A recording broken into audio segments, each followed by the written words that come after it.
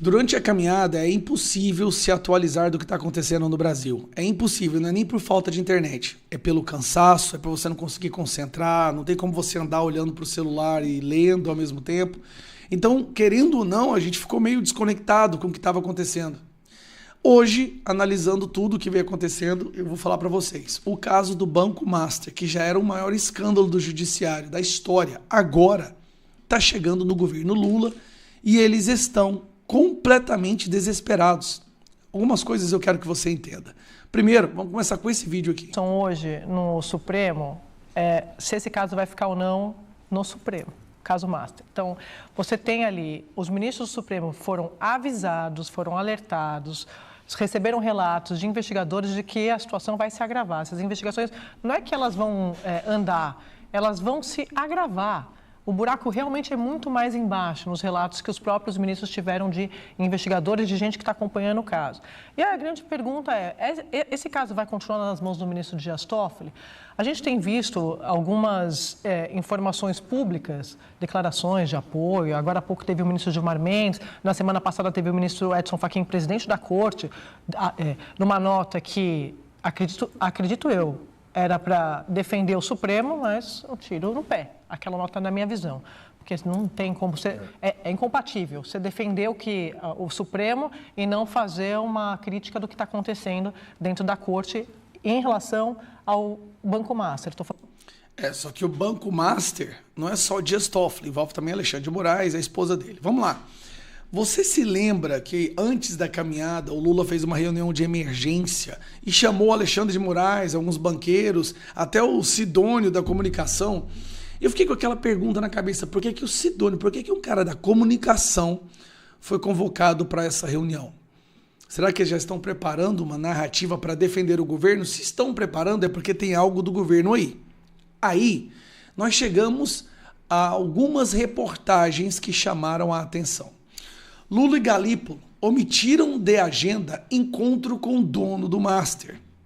O dono do Master encontrou com Lula em dezembro de 2024, fora da agenda, ou seja, foi um encontro secreto.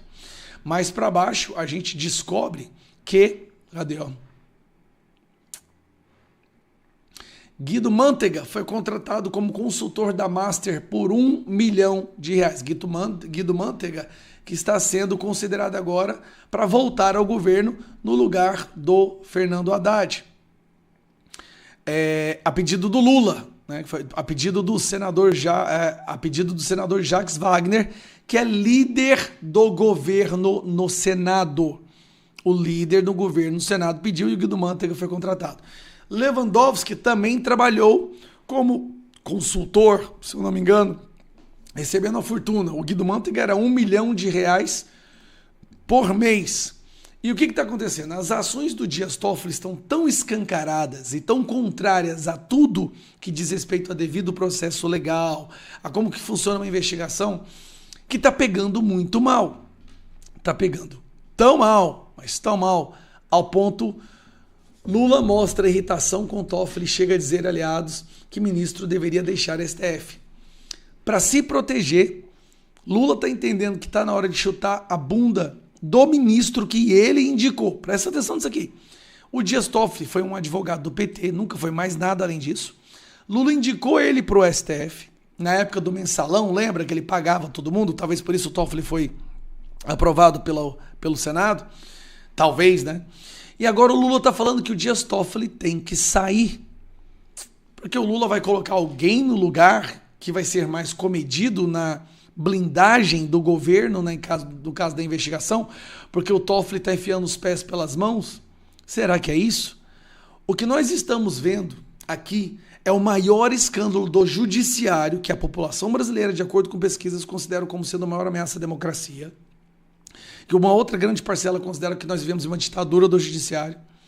O judiciário que prende milhares de pessoas inocentes, que censura as pessoas, que persegue, que abre inquéritos, agora se tornou o foco de tudo. Aí chega o governo Lula.